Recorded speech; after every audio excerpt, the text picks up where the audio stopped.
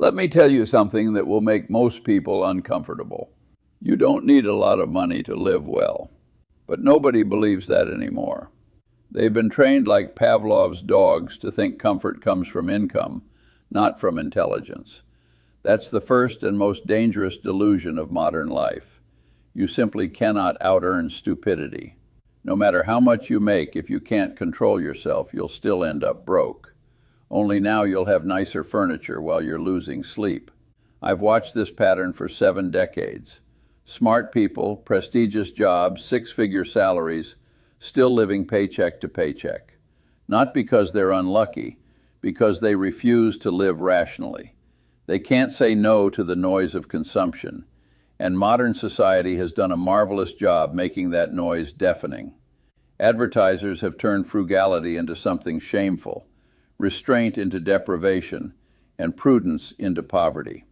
Well, let me tell you something, they won't. Living below your means isn't deprivation, it's liberation. When your expenses are low, you control your time. When your obligations are small, you can walk away from stupidity. That's real freedom. But most people don't want freedom. They want approval. They'd rather look rich than be rich. And they'll trade decades of peace just to impress people who don't even care about them. I've seen it all my life. The same pattern is repeating. People chasing the next raise, the next promotion, the next luxury, thinking more money will fix what bad thinking caused. It never does. You can't fix bad habits with a higher income. You can only scale your mistakes. If you can't manage $1,000 wisely, you won't magically manage 10,000. If you can't save on 50,000 a year, you'll be just as broke at $200,000. Only now you'll have better clothes and a nicer car to distract you from the arithmetic. The math doesn't care about your feelings. The math just compounds your decisions, good or bad. Here's what most people miss. The amount you actually need to live comfortably is far less than you think. Because comfort isn't a product of income. It's a byproduct of clarity. You don't have to live in constant debt. You don't have to buy things you don't even remember wanting. You don't need to impress anyone. You just need to stop acting like you're immune to arithmetic. Warren and I built Berkshire on simple principles. Spend less than you earn. Invest the rest. Repeat for a long time. That's all wealth ever was. But simple doesn't mean easy because it requires discipline. And discipline isn't fashionable. The world sells excitement, not prudence. You'll never see an advertisement saying, buy nothing and stay solvent. There's no profit in teaching you to think clearly. That's why you have to train yourself. Value peace over pleasure, clarity over clutter, control over convenience. If you want a comfortable life, start by keeping your bills low. Because once your bills rise, your freedom falls. Every subscription, every loan, every unnecessary expense is another chain around your neck.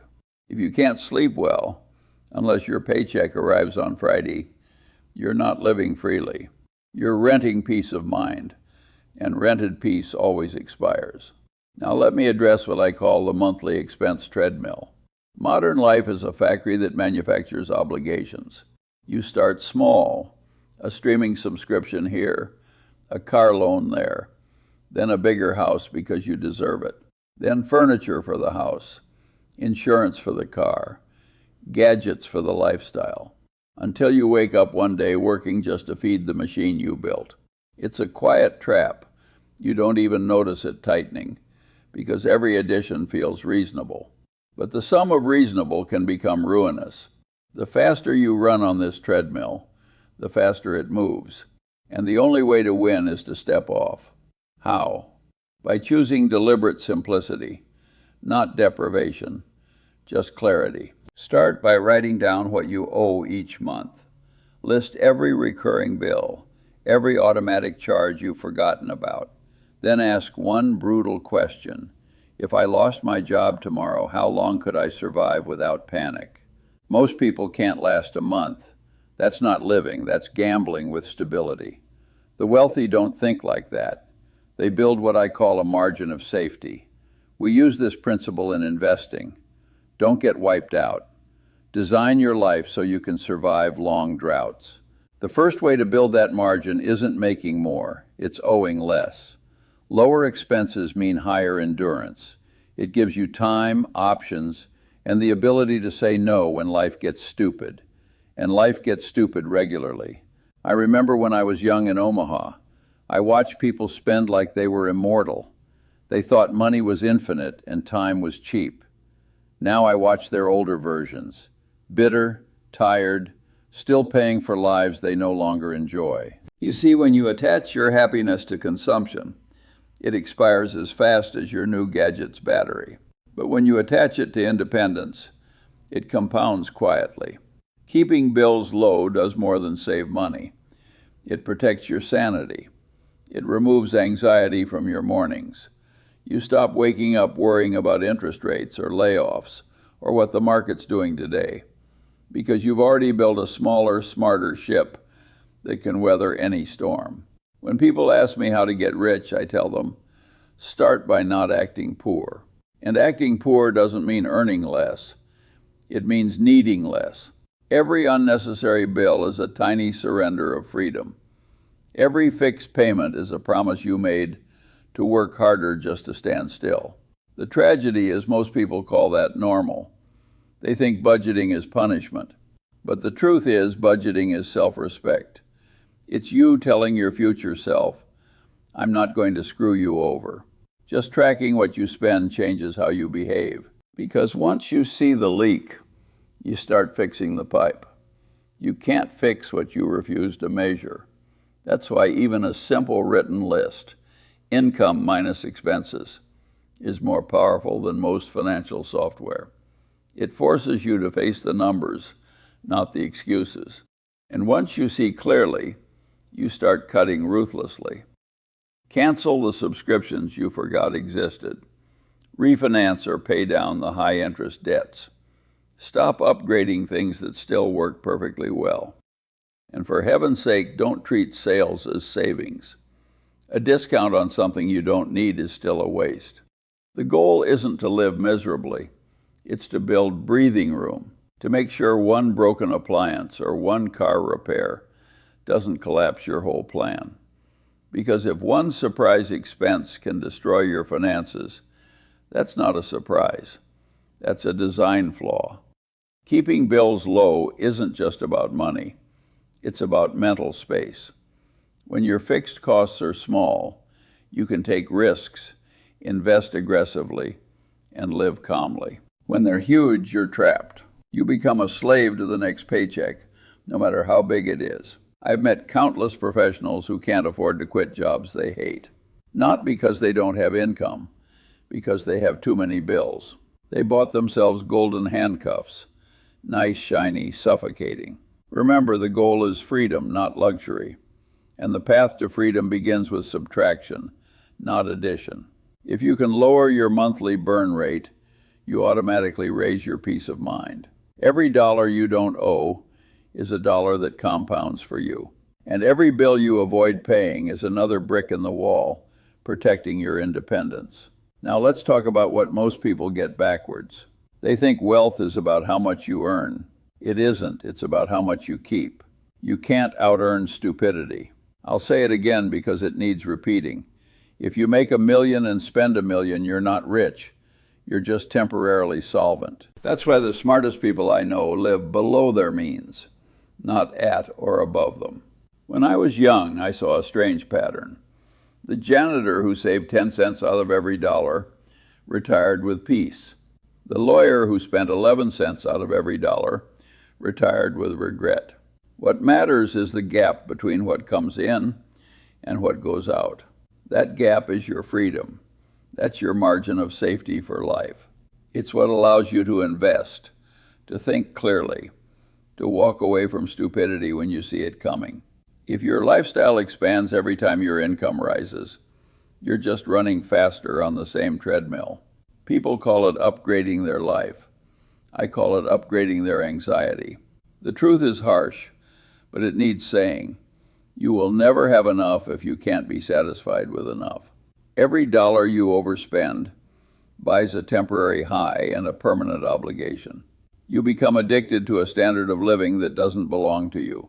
I once said the first rule of compounding is to never interrupt it unnecessarily. That doesn't just apply to investments.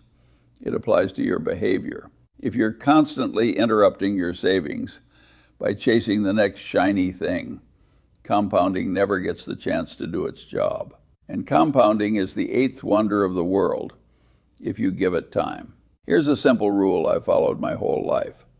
If you earn $1,000, live on $500 and invest the rest. Do it long enough, and you'll be amazed at what happens. Because small surpluses compounded for decades beat big paychecks squandered in months every single time. Living below your means doesn't mean living miserably. It means designing your life intelligently, owning fewer, better things, keeping your obligations light, having more room to think and breathe.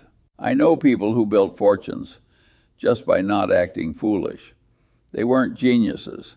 They were consistent. They knew that comfort built on debt isn't comfort. It's camouflage. Most folks chase financial freedom like it's a jackpot. But freedom is just the result of discipline, repeated quietly over many years. It's not a prize you win, it's a habit you build. When you live below your means, strange things happen. You stop caring about keeping up. You stop comparing. You stop needing. That's when compounding starts to work for you instead of against you. Every dollar you save is a soldier fighting for your independence. Every impulse purchase is a deserter. And most people keep sending their soldiers to die in the war of vanity. The irony is once you stop living for appearances, life actually gets better. Less clutter, less debt, more peace. You realize that happiness is not a function of consumption, it's a result of control. You'll hear people say, "You only live once, so spend it." That's idiotic because if you spend it all, you only live once before going broke. The smarter version is, you only live once, so live with foresight. Every decision about money is really a decision about time. Spend recklessly and you trade future years for present moments. Spend wisely and you buy back decades of calm. That's the real luxury. Time and peace, not toys and brands. Here's a test I give people. If you lost your job today, how many months could you stay home? If the answer is none, then you don't own your lifestyle. It owns you.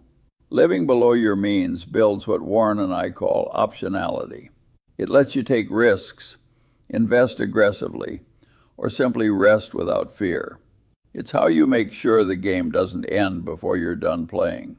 Most people make the mistake of believing that success buys security. It doesn't. Only restraint does. The best investors, the happiest retirees, the calmest people I know all practice restraint as if it were a religion. Because here's the uncomfortable truth. You can't compound what you don't save. And you can't save if you can't control yourself. So before you look for the next stock, or the next raise, or the next scheme, look at your habits. If your expenses rise every time your income does, you're not progressing. You're inflating, and sooner or later bubbles burst. The smartest move isn't making another dollar. It's mastering the urge to spend the one you already have. If you do that long enough, wealth becomes inevitable. Not because you found a shortcut, but because you stopped doing stupid things. Now here's something most people fail to understand about unexpected money. Bonuses, tax refunds, overtime pay, inheritance. That's the moment most people fail the intelligence test. They call it extra money as if it's free. So they spend it like it's free, and in a few weeks it's gone, and they can't even remember what it bought. Let me be clear. How you handle unexpected money tells me everything about your financial maturity. If you waste it, you're impulsive. If you plan it, you're building a future. When you get a little more than usual, don't rush to treat yourself. Pause, think, ask a simple question. What will this dollar do for me a year from now? If the answer is nothing, you're about to commit a small financial crime against yourself. You don't have to be a genius to get rich. You just have to stop acting like an idiot when you get lucky. I've watched people turn small windfalls into lifelong leverage. They didn't celebrate with a vacation or a new car. They paid off debt. They built an emergency fund. They bought assets that quietly worked while they slept. Meanwhile, others blew the same money on shiny distractions and then wondered why life never got easier. Luck is wasted on the undisciplined. Every dollar you treat with purpose compounds. Every dollar you spend carelessly disappears and teaches you nothing. That's why I always tell young people, when extra money shows up, act like it won't come again, because often it won't. If you don't assign it a job, it will find trouble. And money loves trouble. Plan before it arrives. That's what responsible people do. They already know. If I get a bonus, 50% goes to investments, 30% to debt, 20% to life enjoyment. Simple, predictable, rational, no emotions involved. You see, emotion is what destroys financial progress. People get a taste of success and instantly want to advertise it. They forget that quiet money compounds. Loud money disappears. You don't need to live like a monk, but you do need to live like a strategist, because money without a plan will always flow towards stupidity. When you plan where every extra dollar goes, you remove randomness from your life, and randomness is what ruins most people. The difference between those who get rich and those who stay stuck isn't opportunity, it's discipline.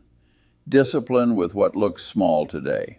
That small bonus you invested might pay your mortgage 20 years from now.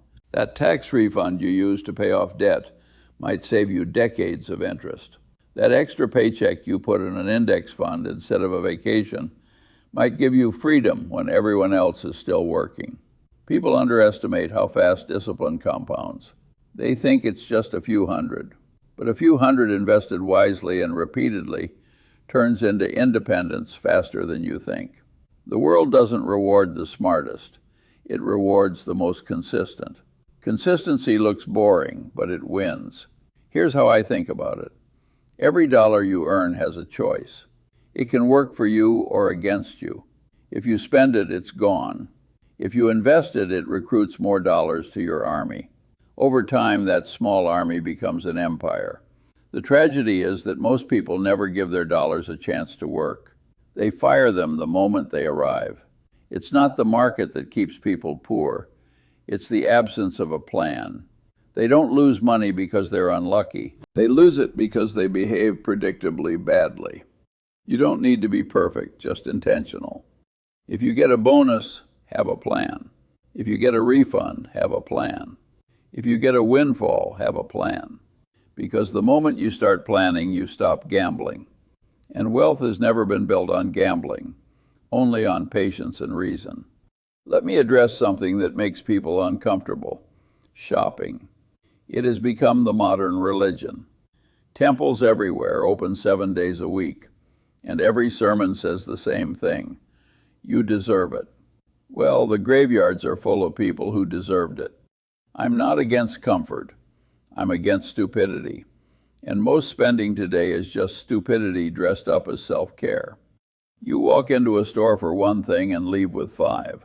You open an app just to browse, and somehow you bought another gadget you'll forget in a week. That's not bad luck. That's engineered behavior. Corporations spend billions studying how to make you click by now. They know your impulses better than you do. And every impulsive purchase is a little victory for them and a little defeat for you. That's why I have a simple rule that saved me millions over my lifetime. Never buy anything the same day you want it. Wait 24 hours. If you still want it tomorrow, maybe it's worth it. But you'll be surprised how often desire evaporates faster than reason returns. The 24-hour rule sounds trivial, but it's a form of discipline. And discipline is wealth's bodyguard. When you delay gratification, you take power back from the world trying to sell you comfort at compound interest. Because make no mistake, debt is comfort's hangover. Most entertainment works the same way. It's marketed as reward. You've worked hard, so now you deserve to escape. But escape costs money, and escape repeated often enough becomes dependency. I've seen people spend half their income on fun, concerts, dinners, events, weekends that vanish faster than the receipts fade. They confuse stimulation with satisfaction. You can enjoy yourself without bankrupting yourself. You just have to ask, is this pleasure or is this compensation? Most people don't want joy. They want distraction from a life they don't control. When you fix the foundation, when you're not drowning in bills, when you're investing wisely, you don't need as much entertainment. Your life itself becomes peaceful enough that you're not desperate for escape. There's nothing wrong with enjoying life, but enjoyment without boundaries becomes erosion. So set limits. If you love dining out, plan it once a week, guilt-free, fully enjoyed, but not every night out of boredom or habit. The trick isn't to remove pleasure, it's to give it context. Pleasure should be spice, not the main dish. And remember, not all entertainment is created equal. Some feeds you, some empties you. A good book costs $10 and can change your perspective for decades. A random night out can cost $200 and leave you with nothing but a headache. If you must spend, spend on the things that compound in value. Education, health, relationships. The returns on those are exponential. Everything else depreciates the moment you touch it. Impulse spending is emotional investing with guaranteed losses. That's why marketers always target your feelings, never your logic, because logic doesn't buy. Emotion does, but the older you get, the clearer it becomes. Satisfaction doesn't come from accumulation. It comes from control, from being able to look at something you could buy and saying, no, I'd rather keep my freedom. Every time you resist an impulse, your financial muscles grow stronger. Every time you give in, you feed the weakness that keeps you poor. The real luxury isn't in what you own, it's in what you can walk away from. A person who can say no lives better than the one who says yes to everything. That's why restraint is underrated. It doesn't trend, but it's the foundation under every lasting fortune. Most people chase dopamine, not dividends. They get the thrill of spending, then the dread of bills.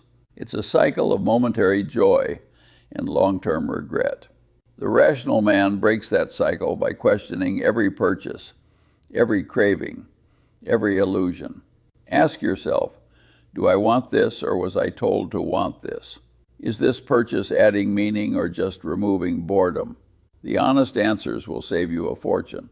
If you practice this long enough, you'll notice something strange. You start enjoying what you already have. You realize you didn't need more. You just needed perspective. Now let's talk about something nobody wants to hear, but everyone needs to practice. Research before purchase. People spend weeks researching a vacation, but 5 minutes buying a car.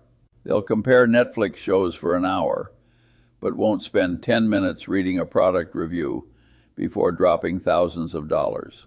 That's not poverty. That's negligence. And negligence is expensive. I've seen this pattern my whole life. People think they're saving time, but what they're really doing is trading intelligence for convenience. And convenience, when it comes to money, is a very costly luxury.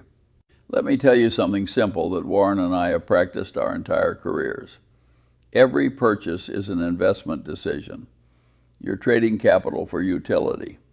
And if you don't understand the value, you're gambling. It's no different from buying stocks.